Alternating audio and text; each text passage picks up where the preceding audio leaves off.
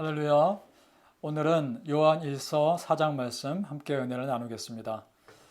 하나님 믿는 사람들이 어떤 기준을 가지고 흔들리지 않으며 살아야 할지에 대한 분명한 기준을 또 제시하고 있습니다.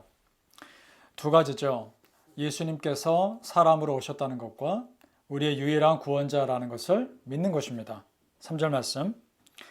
예수를 시인하지 아니하는 영마다 하나님께 속한 것이 아니니 이것이 곧 적그리스도의 영이니라.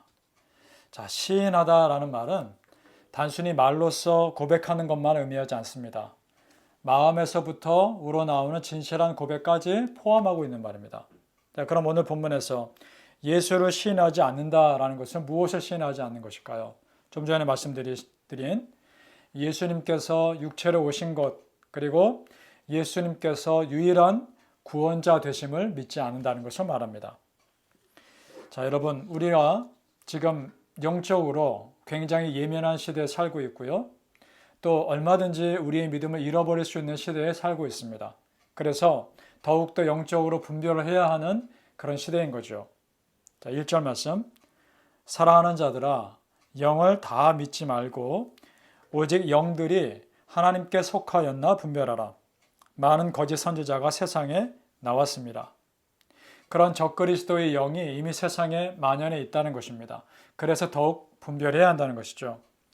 자, 그런데 이것이 쉬운 것은 아니죠. 쉽다면 사람들이 그렇게 거짓 영들에게 넘어가지 않았겠죠. 그래서 바울 사도 역시 고린도 교회에 보낸 편지에서 이 영 분별을 하나의 은사로 또한 표현합니다. 자, 고린도전서 12장에 어떤 사람에게는 능력 행함을, 어떤 사람에게는 예언함을, 어떤 사람에게는 영들 분별함을, 다른 사람에게는 각종 방언 말함을, 어떤 사람에게는 방언들 통역함을 주시나니. 그래서 어떤 은사의 측면으로 보았는데요.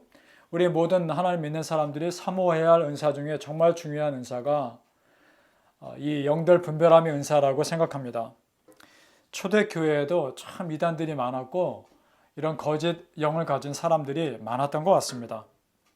그리고 그들은 스스로를 영적으로 굉장히 특별한 사람들이라고 분명히 주장했을 겁니다.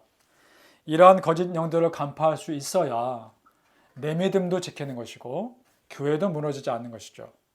그러니까 초대교회는 두 가지 영적 전쟁을 하고 있었던 겁니다.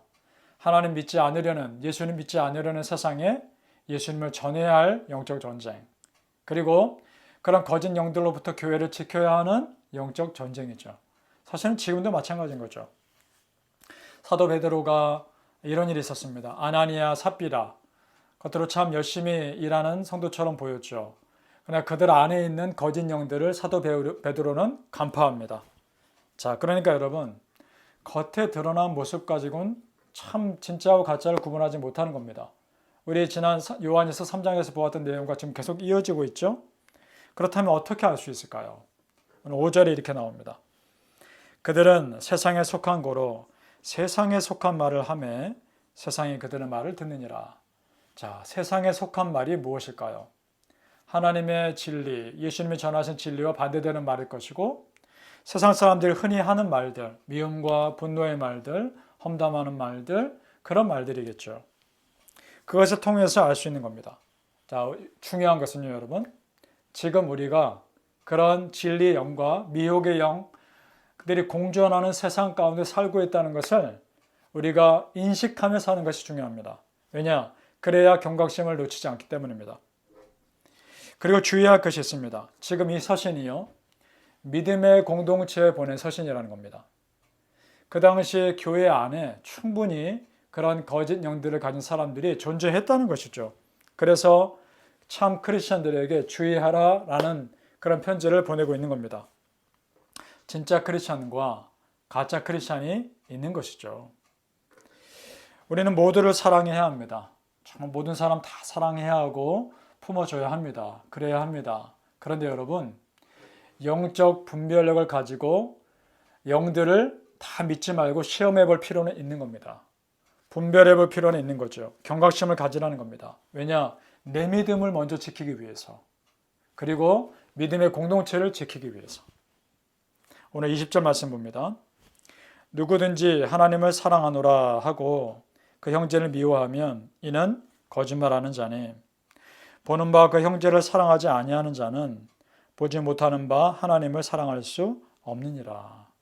이 말씀이 우리 스스로를 돌아보는 기준이 됐으면 좋겠습니다.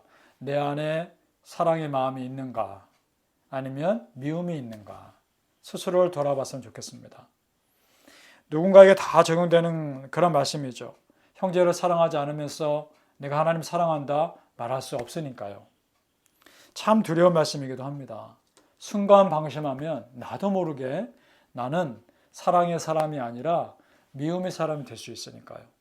얼마나 우리가 깨어 기도해야 하는지 이 말씀을 통해서 정말 도전받았으면 좋겠습니다. 따라서 무엇보다 우리 마음을 지키는 것이 얼마나 중요합니까?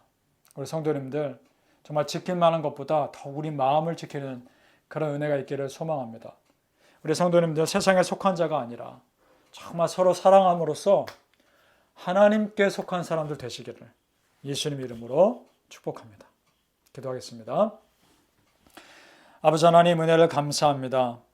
순간 방심하여 영적으로 내가 순간 깨어있지 못하여 나도 모르게 내가 사랑의 자리가 아니라 미움의 자리에 서는 그런 안타까움이 없게 하여 주옵소서.